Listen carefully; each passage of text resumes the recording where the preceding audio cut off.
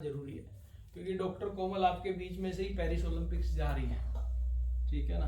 हम लोगों को गोल्फ का काफ़ी वो हो गया है, तो she is going for Paris Olympics. APRC पूरा गोल्फ के साथ में अटैच है, इंडियन गोल्फ यूनियन के साथ में, तो पहुंच रही है वहाँ पे। तो आप लोगों को भी उसका ज्ञान होना चाहिए, क्योंकि 4 तरीके की टीम्स होती हैं। जूनियर टीम्स हो गई, जूनियर प्रोफेशनल्स, फिर हो गए अमेटर, AMATEUR, अमेचर बोल लो, वैसे अमेटर बोलता है, ठीक है, अमेटर। फिर उसके बाद में हो गए प्रोफेशनल गोल्फर्स, प्रोफेशनल प्लेयर्स, मतलब गोल्फ की बात नहीं हो रही। एंड चौथा हो गया क्लब प्लेयर्स, क्लब प्लेयर जो क्लब में खेल रहे हैं। जैसे बहुत सारे लोग आज की डेट में क्रिकेट खेल रहे हैं, टेनिस खेल रहे हैं, तो they are not playing professionally, ना वो जूनियर है ना अमेचर है, but they are playing, they are the club players. ये 4 तरीके के प्लेयर्स होते हैं। इनमें सबसे ज्यादा इंजरी आपको क्लब प्लेयर्स में मिलेगी, ठीक है, क्योंकि ना तो ये स्ट्रेंथनिंग कर रहे होते हैं, ना ये मोबिलिटी कर रहे होते हैं, they are not doing nothing, कुछ नहीं कर रहे हैं, ठीक है। तो इनको सबसे ज्यादा प्रॉब्लम मिलेगी। अब आप चाहते हो टेनिस एल्बो या गोल्फर्स एल्बो को ट्रीट करने के लिए, तो सबसे पहले आपको उसका काइफोटिक स्पाइन देखना है कि इसकी मिड बैक कितनी वीक है, ठीक है, मिड बैक कितनी वीक है। मिड बैक पे जैसे ही आप काम करोगे, you have to check the mobility, कि मोबिलिटी इसकी जो है वो कितनी कम है। मोबिलिटी थोरेसिक स्पाइन की बढ़ानी है, शोल्डर्स की फ्लेक्सिबिलिटी चेक करनी है, फिर आपको एल्बो पे आना है, ठीक है। एल्बो में कई बार क्या करते हैं, जो कॉमन मिस्टेक्स फिजियोथेरेपिस्ट करता है, हाथ यहाँ रखा, उठाना, रेसिस्टेड करा देता है, तो अगर थोड़ा बहुत इंजरी हल्की फुल्की है तो वो इंक्रीज कर जाती है, ठीक है। बहुत हैवी इंजरीज को भी ट्रीट किया जा सकता है। Tennis elbow is completely treatable but stubborn in nature. Stubborn का मतलब क्या हो गया, ढीठ होती है थोड़ी सी, उतना ज्यादा जल्दी आप उसको ठीक नहीं कर सकते if you are not going in a correct way. क्योंकि आप करेक्ट वे में इसलिए नहीं जा रहे हो, this you are not going to treat the wholesome, पूरे के पूरे को ट्रीट नहीं कर रहे हो। एक वेलनेस कंसेप्ट आप लेकर के नहीं चल रहे, तो आपको उसमें रिजल्ट नहीं मिलेंगे। दैट्स द बेसिक थिंग, ठीक है। तो उसको ट्रीट करने के लिए अब आप क्या कर सकते हैं, how do you test, test कैसे कर सकते हैं। जो बेसिक टेस्टिंग टेक्निक है, एक स्टूल लेके आ जाना, स्टूल ले लो, आ जाओ इधर ही आ जाओ।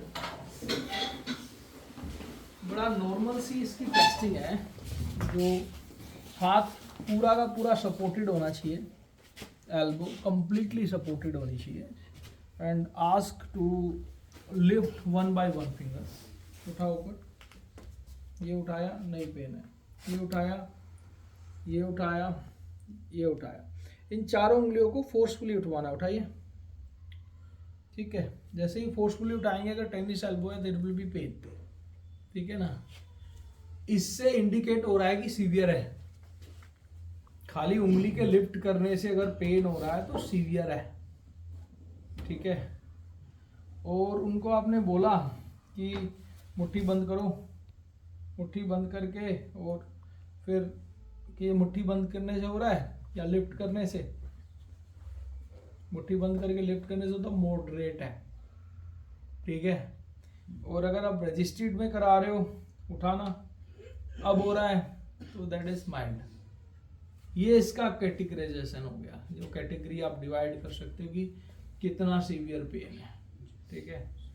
और अगर नॉर्मली कर रखे रखे भी हो रहा है, उंगली भी हिल रही है तो भी हो रहा है, ऐसे केसेस आते नहीं है बेसिकली कि इतना सीवियर हो। 1-2 केस ही हैं जो हमने इस तरह के ट्रीट किए हैं। एक तो शायद आपको याद होगा, साइना शर्मा चंडीगढ़ से जा रही थी, उसका पूरा का पूरा 3 या 4 mm का कुछ वो था, ज़्यादा ही था, 7-8 mm के आसपास का था, टीयर था एक्सटेंसस मसल का। उसमें PRP वगैरह हुई 2 बार, और वो अब इंटरनेशनली प्ले कर रही है। He was out of game for kind of 2 years। उसके बाद में पूरा ट्रीट करके शी इज प्लेइंग। तो अब ये इसको बोलते हैं, जब आप एक्सटेंशन करवा रहे हो, ये लिफ्ट करना, कोजन्स टेस्ट बोलते हैं, कोजेंस टेस्ट पॉजिटिव। अगर उसमें प्रेस्क्रिप्शन में लिखा हुआ है कोजेंस टेस्ट पॉजिटिव और खाली फिंगर से पेन आ रहा है तो इसका मतलब ये सीवियर कैटेगरी में है, बहुत ज़्यादा छेड़छाड़ नहीं करनी है, ठीक है। जो इसका पॉइंटेड जो पेन वाला जो पार्ट होगा, जहाँ सबसे ज़्यादा पेन होगा, कुलंदन तो कपड़े भी जो है इतने सारे पहने हुए रहेंगे, ये आप यहाँ पे पेन मिलेगा, ठीक है। इसको कभी भी टच नहीं करना है, ठीक है। इसको टच करने की जरूरत नहीं है, नेवर, ठीक है। और क्योंकि ये स्वेलिंग है यहाँ पे, यहाँ भी स्वेलिंग है, तो इसको सीवियर कैटेगरी में इसको छेड़ने की जरूरत नहीं है, ठीक है ना। अगर सीवियर कैटेगरी में आप इसको छेड़ रहे हो तो ये प्रॉब्लमेटिक रहेगा, पेन को इंक्रीज कर देगा, ठीक है। तो सीवियर कैटेगरी का जो ट्रीटमेंट रहेगा that will be absolutely different. वहां पे आप काम करेंगे सुपिनेटर के ऊपर, ठीक है। You have to release the supinator first, यहाँ जा करके पहले सुपिनेटर को रिलीज करना है। इसमें कभी भी आपको एक्सटेंसर्स को रिलीज करने की जरूरत नहीं है, ठीक है। यहाँ सुपिनेटर्स को जैसे ही आप रिलीज करोगे वैसे ही ये वाला पेन बेटर कर जाएगा। जैसे फिंगर लिफ्टिंग में पेन हो रहा था वो नहीं होगा, एक्सटेंशन में हो रहा था वो नहीं होगा, फिस्ट मेकिंग में हो रहा था वो नहीं होगा, तो वो एक बेटर कर जाएगा। तो वहाँ पे आपको एक्सटेंसर्स को ट्रीटमेंट देने की जरूरत बिल्कुल भी नहीं है। तो पहली चीज़ होगी डायग्नोस्टिक्स, किस तरह से डायग्नोस हो रहा है। दूसरा हो गया कि what will be line of treatment, manual therapy कहाँ करनी है, ठीक है। You can do dry needling over here, but वो भी सुपिनेटर के ऊपर होगा, कॉमन एक्सटेंसर्स ओरिजिन के ऊपर नहीं होगा सीवियर के केस में। नहीं, either you will increase the pain बढ़ जाएगा उस पर्टिकुलर केस में, तो वहाँ पे ट्रीटमेंट देने की जरूरत नहीं है, ठीक है। अब इसमें जो मेन चीज होती है वो टेपिंग की होती है। यार टेपिंग एक बहुत बड़ा मतलब एक कंसेप्ट है बिहाइंड टेप की, टेप कैसे करना है, क्या करना है और क्या उसका तरीका होगा। टेपिंग से मतलब है रीपोजिशनिंग ऑफ जॉइंट, जॉइंट को रीपोजिशनिंग करने की ज़रूरत है कि उसको रीपोजिशन कर दिया जाए कि किस तरीके से हम उसको दोबारा उसी लाइन पे लेकर के आ सकते हैं। तो पुलिंग क्या हुई इसमें, टेनिस एल्बो में कॉमन एक्सटेंसर ओरिजिन पुल कर गया, खींचा हुआ है, कॉमन एक्सटेंसर ओरिजिन खींचा हुआ है। तो अगर कॉमन एक्सटेंसर ओरिजिन को आपको रिलैक्स करना है तो आपका टेप कहां से कहां होना चाहिए। कॉमन एक्सटेंसर ओरिजिन होता कहां है, लेटरल एपिकोंडाइल और टुवर्ड द रेडियल हेड, ठीक है, रेडियल हेड के आसपास होता है। तो अब आपको क्या करना चाहिए उस चीज में, आप सुपिनेटर क्यों रिलैक्स कर रहे हो, मतलब आपने प्रोनेटर क्यों रिलैक्स नहीं किया, सुपिनेटर ही क्यों किया। मैंने बोला इसलिए ये तो गलत भी हो सकता है यार, ठीक है। तो सुपिनेटर ही क्यों रिलैक्स करना है, वो एरिया टेंस्ड हो गया, पुल होने की वजह से टेंस्ड हो गया, हम उसको रिलैक्स करना है फाइबर्स। जो बेसिक चीज है वो एग्जैक्टली टेंस हो गया, वो प्रोनेटर के करने से रिलीज नहीं होगा।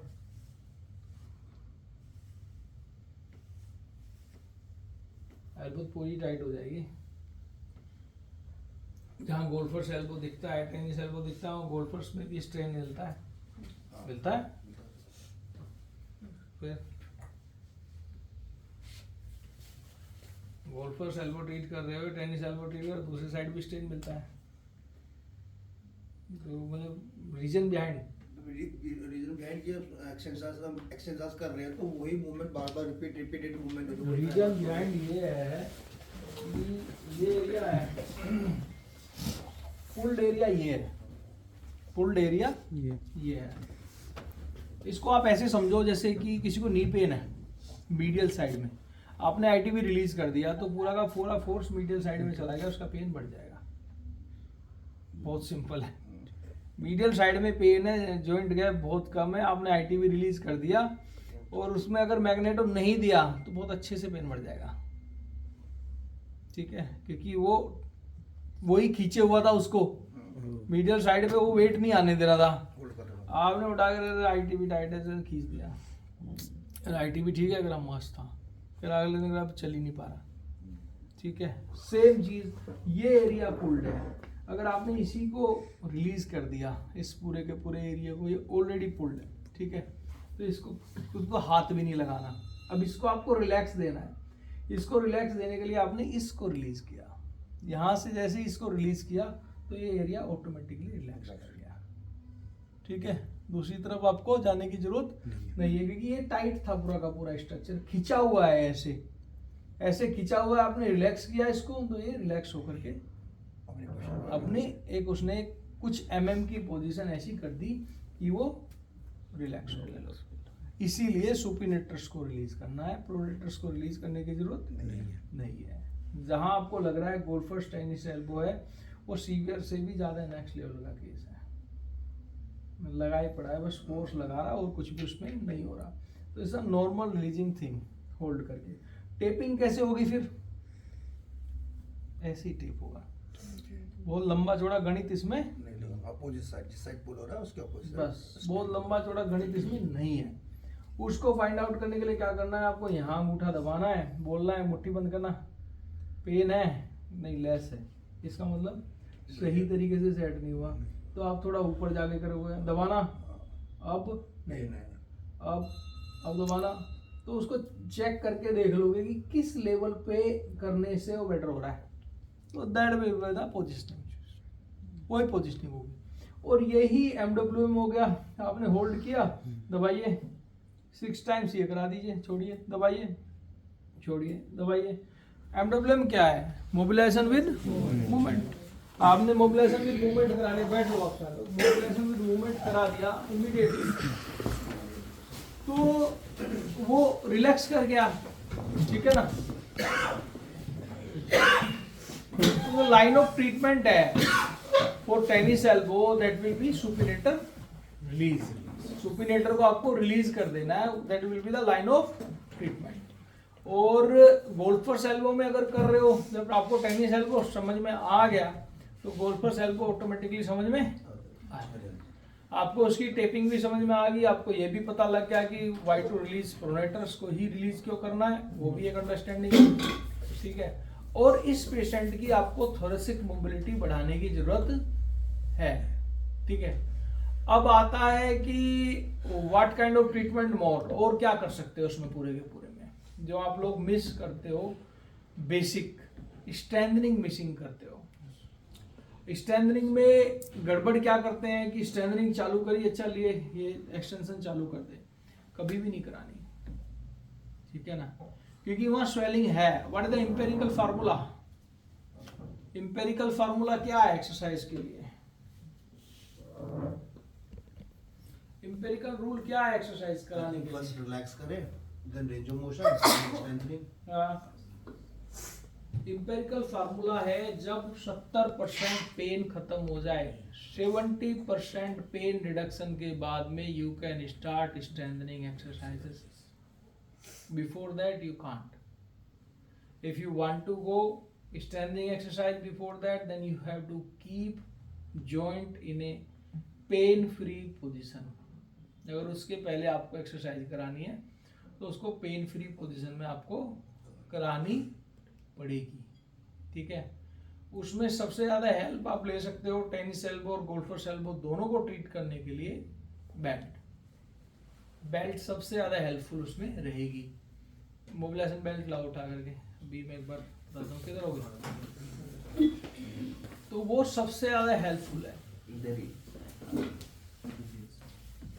तो बेसिक जो है, इंजरी हो क्यों रही है, इंजरी का बेसिक स्ट्रक्चर आप देख करके अगर चलेंगे तो आपको समझ में आ जाएगा कि इंजरी होने का जो रीजन है वो ये है कि मोबिलिटी कम रही, ठीक है, और मोबिलिटी आपने बेटर करनी है, वो सारी की सारी चीज करनी है। अब आप स्ट्रेंथनिंग पे जा रहे हो टेनिस एल्बो, ठीक है।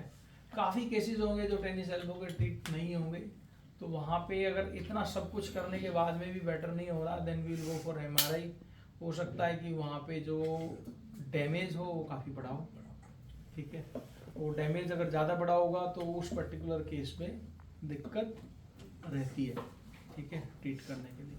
बट उसको भी अगर आप ट्रीट करना चाहते हो, रेस्ट दे दोगे या कुछ भी कर लोगे तो वो बेटर कर जाएगा, ठीक है। Sir tennis elbow thoracic mobility increase करने के लिए क्यों कह रहे हैं? अब मैं फिर से एक बार रिपीट करता हूँ सारा का सारा, क्योंकि बहुत देर से हमारा डिस्कशन हो रहा था सारी की सारी चीज़ों को लेकर के। और एक ना फिक्स टाइम ही कर दो क्लास का कि 15 पे लास्ट चालू ही हो जाएगी या 10 पे चालू ही हो जाएगी, वो पूरा रिपीट करना पड़ता है, ठीक है। जो बेसिक चीज़ है इंजरी के लिए, अब आप लोग स्पोर्ट तो कोई सा भी खेलते नहीं हो, कुछ भी पता तो है नहीं, ठीक है ना। अभी मैं इनसे बाकी से पूछा तो मैं स्विमिंग किस किस को आती है तो एक भी हाथ नहीं उठा। अब थोड़े ज्यादा नंबर हो गए, स्विमिंग किस किस को आती है भाई ना, मतलब क्या तुम्हारे परीक्षण कर ले, ऊपर वाला कहता है आता क्या था भाई, तेरे को मोबाइल चलाना कह रहा है, ये तो सबको आता था। तो जो चीजें आपको बेटर करेंगी ना वो ऑब्जर्वेशंस बेटर करती हैं पूरी के पूरे उसमें ना, कि how you are observing.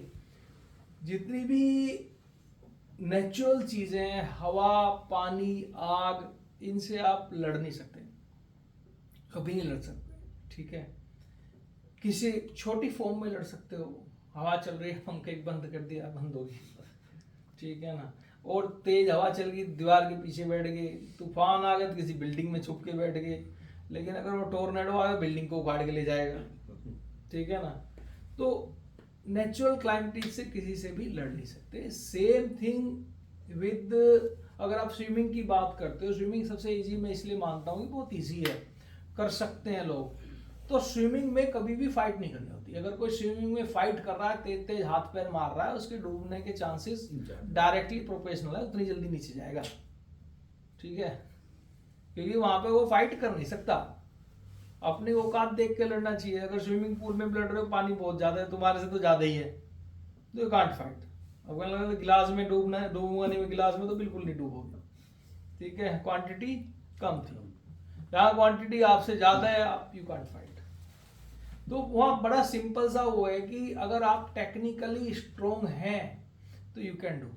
Same thing in sports, जैसे क्रिकेट सबको आता है, अगर बल्ले के ठीक बीचों बीच और बट मतलब रूट ऑफ द बैट पे अगर बॉल हिट हो तो उसके बाद में वो 60 पड़ेगा, ठीक है। अगर वो कॉर्नर पे लग रही है तो साइड में निकलेगा, इधर निकलेगा, उधर निकलेगा, ठीक है। लेकिन अगर टेक्निकली सही पड़ गया और टाइमिंग सेट हो गई तो बहुत फोर्स लगाने की जरूरत नहीं है।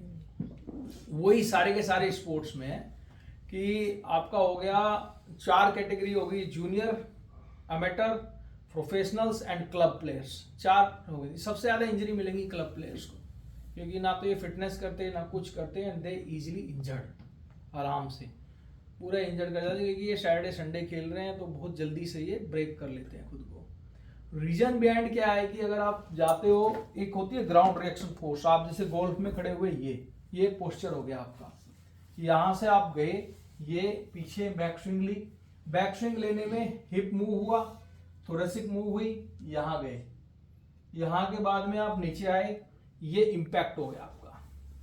इम्पैक्ट के बाद में ये, अब अगर थोरेसिक मोबिलिटी अच्छी नहीं है तो आप जाओगे यहाँ, ठीक है। यहाँ के बाद में अब आपको लगा इम्पैक्ट तो आने वाला है, क्योंकि जो नॉर्मल जिसकी मोबिलिटी अच्छी है तो यहाँ गया, यहाँ के बाद में यहाँ आया, इम्पैक्ट निकाल दिया उसने, तो उसका रिस्ट मूवमेंट चेंज नहीं हुआ, ठीक है।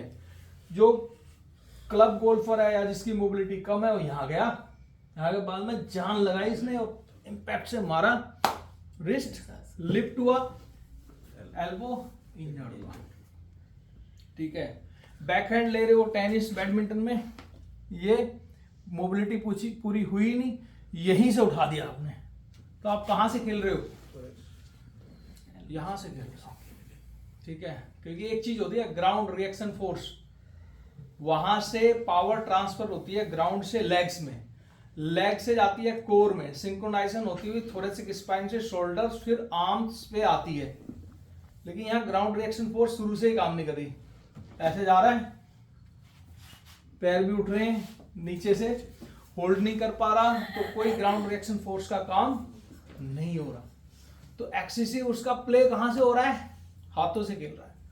हाथों से खेल रहा है तो हाथों में तो इतनी पावर है नहीं, कितने बार उठाओगे? यहीं से यहीं स्विंग, यहीं से उठानी है तो नहीं उठा सकते, क्योंकि ये पूरा का पूरा गेम मोबिलिटी का है।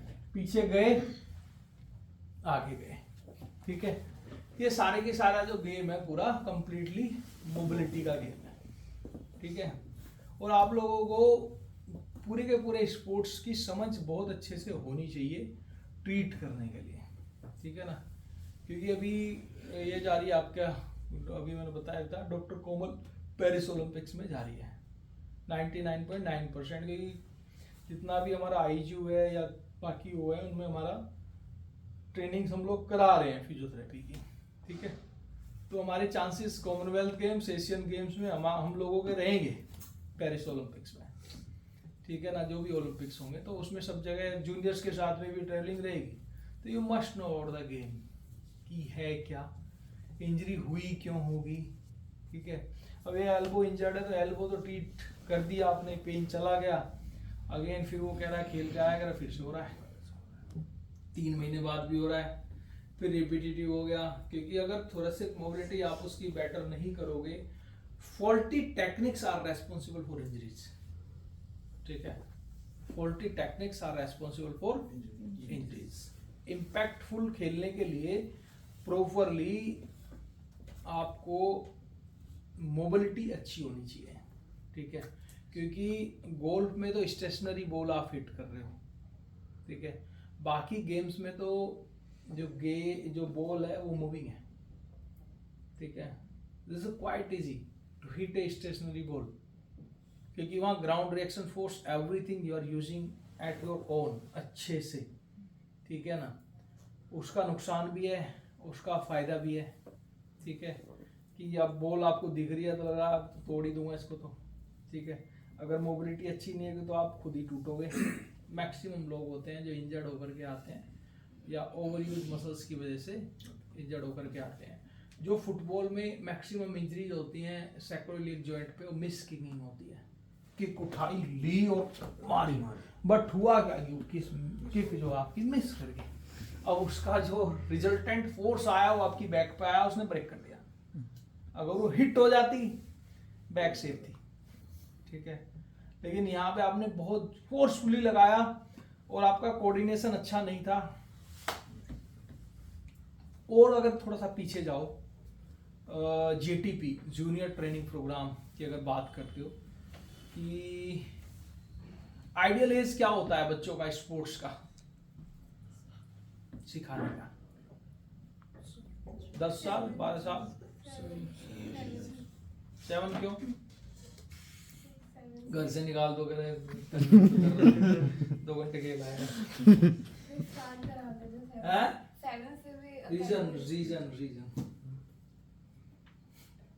7 से स्टार्ट कराने का रीजन क्या है?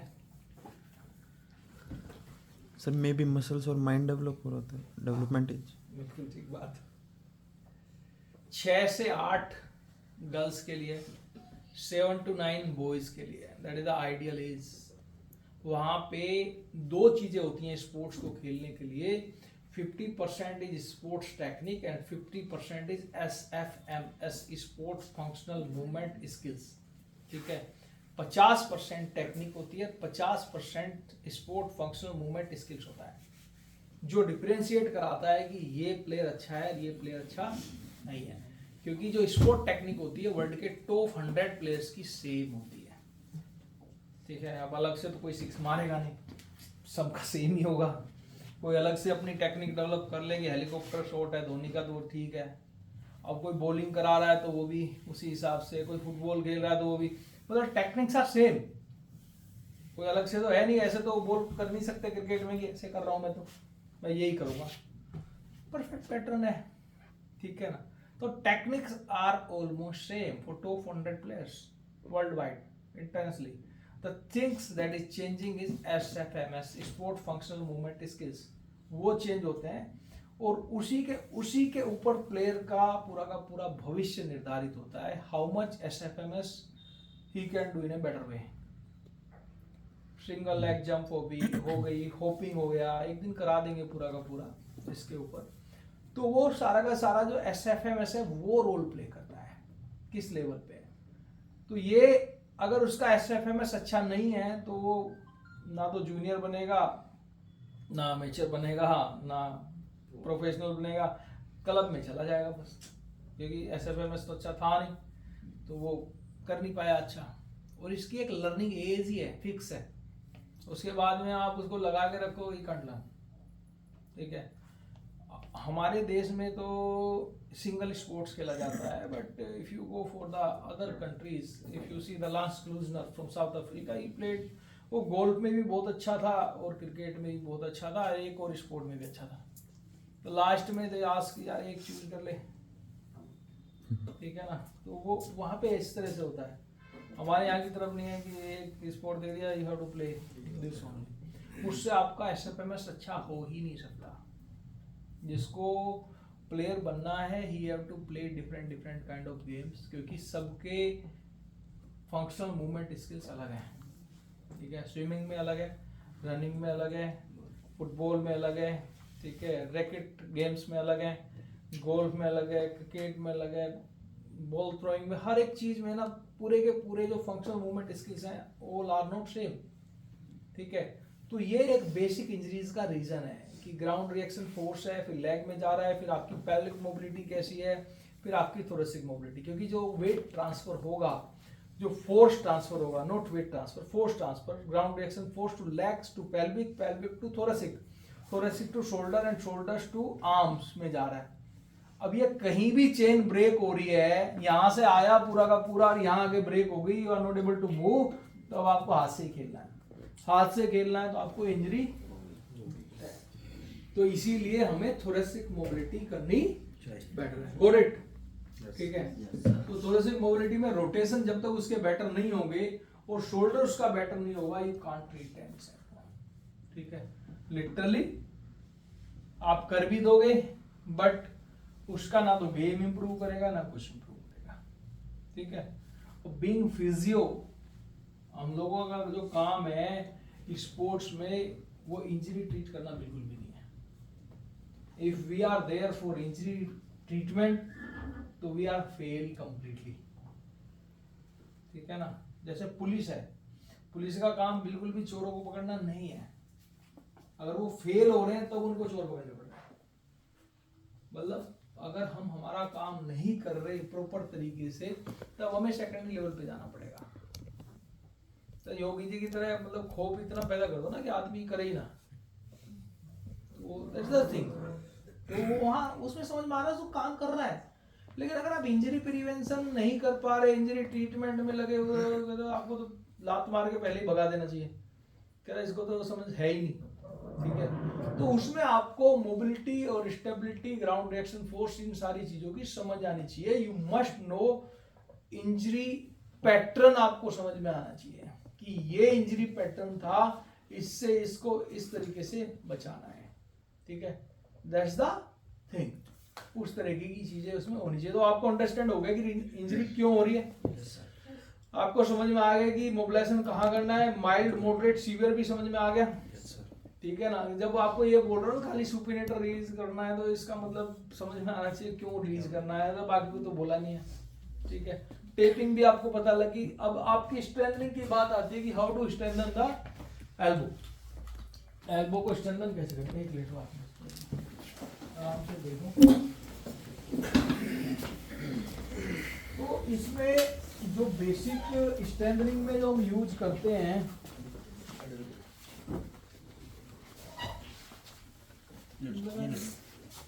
बेसिक जो स्ट्रेंथ जाएगा ऊपर, फिर आपको एक ही चीज है, मतलब बहुत सारी चीजों को आपको समझ करने की जरूरत नहीं है। अगेन एंड अगेन आपका जो सिस्टम रहेगा वो एक जगह ही काम करेगा, that will B positioning of joint.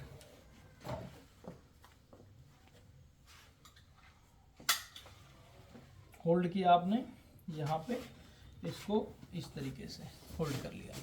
अब आप कहाँ ले गए, रेडियस को पीछे ले गए, रिलैक्स पोजीशन में ले गए। यहाँ पे आपने उनको डंबल दे दिया एंड लिफ्ट इट, उठाना, हाथ ऊपर, एक्सटेंशन में छोड़ो। ये पेनफुल नहीं होगा अगर आप इसको स्ट्रेंथन करना चाह रहे हो, ठीक है। This will be the mobilization, this will be the treatment, this will be the strengthening. Hold किया आपने यहाँ पे, इसको यहाँ खींच लिया, यहाँ इनको एक सपोर्ट दे दिया जॉइंट को and ask to do extension. उठाइए, नीचे उठाइए। अगर आपको हाथ से रेसिस्टेड करानी है मैनुअली तो मैनुअल रेसिस्टेंस दीजिए, उठाइए ऊपर, ये ठीक है। तो ये मोबिलाइजेशन भी हो गया। जितने भी मोबिलाइजेशन आप करते हो वो मुलिगन्स ने एक ही बात बताई है, 6x3। आपने होल्ड किया, 6 बार लिफ्ट कराया छोड़ दिया, 6 बार लिफ्ट कराया छोड़ दिया। स्ट्रेंथनिंग में भी आपने यही किया, ठीक है। Primarily you have to release supinators. Supinators जो आप ट्रीट कर रहे हो वो मोबिलाइजेशन के साथ ट्रीट कर रहे हो, मोबिलाइजेशन के साथ थोड़ा और नीचे जा करके सुपर रेडियोलर जॉइंट। अगर आपको लग रहा है कि आप ज़्यादा स्टिफ है तो आप मिडल रेडियोलर जॉइंट पे भी जा करके थोड़ा सा काम कर सकते हो बीच में, ठीक है। यहाँ ये पूरा एरिया आपने रिलीज कर दिया, रिलैक्स हुआ, टेप कर दी। टेनिस एल्बो के लिए इधर से टेप कर दी, गोल्फर्स एल्बो के लिए रिवर्स टेपिंग होगी, तो वो आपको देखना है इमीडिएटली, ठीक है। That's the way. और इसमें कुछ जो आप पूछना चाह रहे हो, कितने केसेस हैं जो आपके हील नहीं हो रहे टेनिस एल्बो के या उसके? अभी गोल्फ में चल रहा है एक, हाँ। केस अब बेटर है बट लेकिन हाँ 70% गोल्फर्स एल्बो टेनिस प्लेयर आ रहा होगा, हाँ वही गोल्फ ओके। गोल्फर्स एल्बो अगर हो रही है तो टेनिस प्लेयर को, ठीक है ना। और टेनिस एल्बो हो रही है तो गोल्फर्स को भी, क्योंकि वो टेक्निक फॉल्टी है, ठीक है, टेक्निक गलत है। अब जो टेक्निक गलत है अगर आप कह लो उसको सही करनी है तो बड़ा you know blood brain barrier, blood brain barrier, placental barrier कितनों ने सुना है? सुना है, ठीक है। जैसे प्लेसेंटल बैरियर क्या होता है?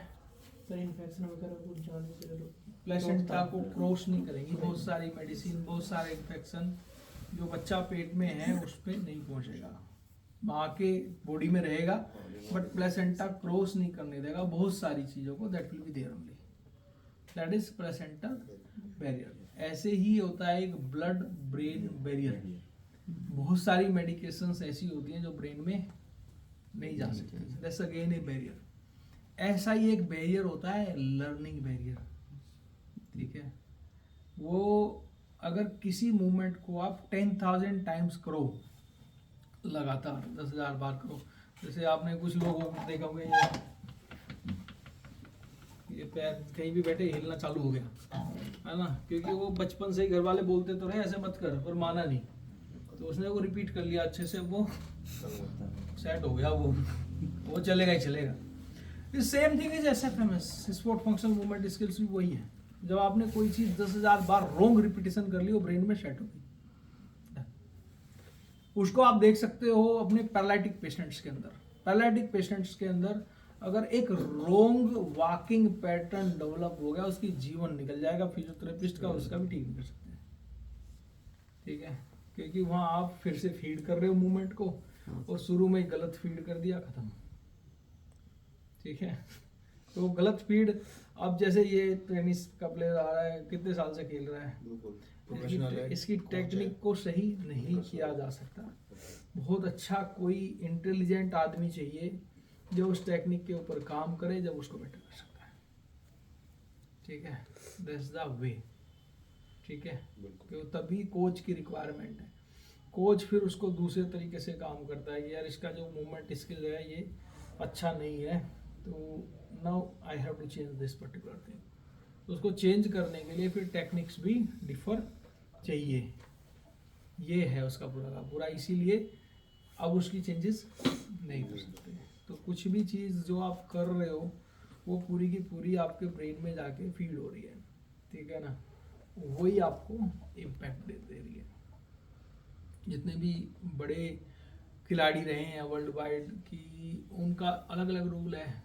टाइगर वुड्स का रूल था 10,000 आवर्स, 10,000 घंटे, अगर आपने कोई 1000 घंटे से लेकर 10,000 घंटे अगर कोई चीज़ आपने प्रैक्टिस कर ली कंटिन्यूसली, आप उसको नहीं भूल सकते। सिंपल वे है यार। आपको कार चलानी तो आती है, किस किस को आती है? स्कूटी, बाइक, तो कुछ तो आता है ना। अगर आपको 5 साल ना चलाने दी जाए तो एकदम बिठाया जाए तो भूल जाओगे क्या? नहीं। लर्न हो चुकी है वो, फीड है, हाँ? लर्न हो चुका है, फीड है वो। उसको नहीं बोल सकते। तो वही चीज़ है, सेम ही है, ठीक है ना। तो वो अगर एक बार आपको लर्न हो गई तो वो हो गई, ठीक है। तो आपको इंजरी के लिए थोड़ा सा ब्रॉड सोचना पड़ेगा। अगर एल्बो इंजर्ड है तो एल्बो के बारे में ही नहीं सोचना है, इंजरी का पैटर्न क्या रहा होगा उसके बारे में सोचना है, ठीक है। शुरू होगा ग्राउंड रिएक्शन फोर्स से, खत्म होगा एल्बो पे आकर के, ठीक है। बहुत सारे गोल्फिंग प्लेयर्स होते हैं कि ये लेग उठना ही नहीं चाहिए जब वो शॉट ले रहे हैं, बट बहुत सारे ऐसे हैं, ठीक है ना, टर्न कर जा रहे हैं एवरी टाइम। तो there is chances of hip injury. उसका स्विंग भी ठीक रहेगा, खेलेगा भी अच्छा, क्योंकि इम्पैक्ट हो चुका है, इम्पैक्ट के बाद स्विंग कर रहा है या स्वे कर रहा है, ठीक है ना। हो सकता है उसका गोल भी ठीक रहे, बॉल की डायरेक्शन मिसमैच करने लगेगी, लेफ्ट साइड जाने लगेगी, इधर ही घूम रहा है तो हर बार, तो दैट इज द इशू, ठीक है। तो आपको इंजरी पैटर्न समझना ज़्यादा जरूरी है, ठीक है ना। और उसके लिए होक आई चाहिए, ठीक है, होक आई चाहिए बिल्कुल एकदम। You have to be go in a very crystal clear manner में आपको जाने की ज़रूरत है। वहाँ आपकी बुद्धि बिल्कुल काम नहीं करेगी, समझ काम करेगी। जो आपने ऑब्जर्वेशंस फाइंड आउट किए वो काम करेंगे, ठीक है ना। कोई बुक काम नहीं करती। बुक में तो हमें पढ़ाया गया है tennis player have tennis elbow, मिलते ही ठीक है ना, बिल्कुल रिवर्स है। तो पढ़ा मतलब पढ़ा है लिटरली, अब आज भी वही पढ़ा रहे हैं। अभी भी वो ऐसा कुछ नहीं है, बदलाव थोड़ी हुआ है इसमें कि नहीं टेनिस प्लेयर्स को नहीं मिलता, गोल्फर्स गोल्फ वालों को ज़्यादा मिलता है। गोल्फर एल्बो जो है टेनिस वालों को ज़्यादा मिलता है, लेकिन हमें तो वही पढ़ाया जा रहा है, अभी भी यही पढ़ाया जा रहा है। अगले 20 साल बाद भी वो बुद्धि के हिसाब से लिखी गई है, वो बुद्धि का कंक्लूजन है, ऐसे ऐसे समझेगा स्टार्टिंग बस, से, समझ जाए। ठीक है ना। तो वो है, लेकिन वो ऑब्जर्वेशंस के ऊपर पूरा का पूरा डिपेंड करता है, ठीक है। लेकिन इस बार आप लोग स्विमिंग जरूर ज्वाइन करना, 2 महीने 3 महीने कुछ भी करो, मोबाइल भी चलाओ, बट थोड़ा सा ऐसे भी करो कि तुम्हें कुछ समझ भी आए दीन दुनिया में कि हाँ बहुत सारी चीज़ें हैं करने के लिए, ठीक है ना। तो ये सारी की सारी चीज़ें हैं जो करनी है, आपको ऑब्जर्व करनी है, समझनी है। कम से कम एक स्पोर्ट तो ऐसा है ना जो गर्मियों में आप कर सकते हो स्विमिंग, घंटे 2 घंटे 1 घंटा ही कर लो बहुत है, बेस्ट एक्सरसाइज है, बिल्कुल है ना, जिसमें सारी की सारी आपकी मोबिलिटी यूज होती है, ठीक है, best exercise. Anything else you want to know on perspective of elbow? और कौन सी इंजरीज हो सकती है शोल्डर में अगर टेनिस एल्बो है तो? शोल्डर पे लोडिंग कहाँ हो ज़्यादा होगी अगर टेनिस एल्बो है तो? टेनिस एल्बो है तो फ्रंट लोडिंग ज़्यादा होगी शोल्डर पे, और अगर गोल्फर्स एल्बो डेवलप हो रही है तो बैक इंक्रीज शोल्डर पे, बैक स्टिफनेस ज़्यादा रहेगी, बैक साइड ऑफ जितने भी एक्सटेंशन मूवमेंट है वो प्रॉब्लम करेंगे। गोल्फर्स एल्बो में स्टिफ रहेगा, ओवर यूज रहेगा, और जहाँ टेनिस एल्बो डेवलप हो रही है वहाँ फ्रंट की लोडिंग ज़्यादा रहेगी, तो वहाँ उस हिसाब से आपको शोल्डर को ट्रीट करने की जरूरत है। ये एक बेसिक थिंग होगी जो आपको ट्रीट करने की जरूरत है, ठीक है।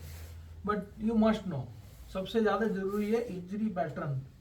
मतलब आपका जो काम है वो इन्वेस्टिगेशन टाइप से होता है हम लोगों का काम, वैसे नहीं है कि अब एल्बो पे ले जा या अच्छा ठीक है एल्बो ठीक है, आप तेरे को एल्बो सेट करते हैं, टेकार कर देंगे, लेजर कर देंगे एंड दिस दैट हो गया, हाँ आराम है, गया नहीं बट ठीक है, या गया भी तो आप उसका गेम इम्प्रूव नहीं कर पाए। इंजरी एक बहुत बड़ा चांस है जब प्लेयर को डेवलप होती है कि आप उसके गेम को एनहेंस कर सकते हो, बढ़ा सकते हो, उसकी परफॉर्मेंस को बेटर कर सकते हो।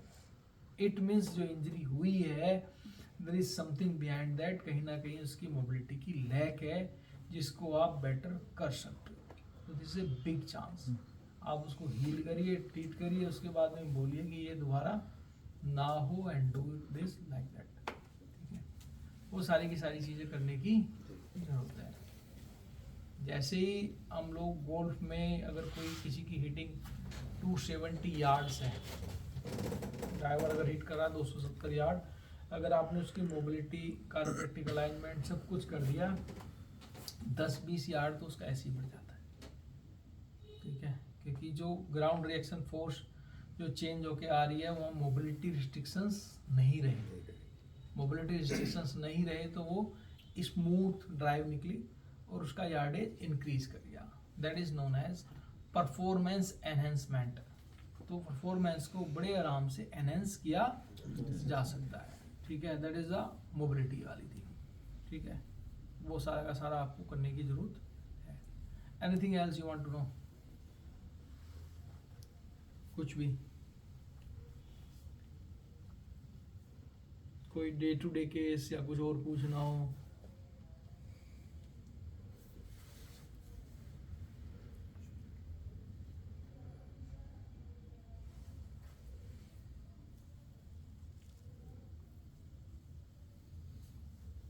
कैमरा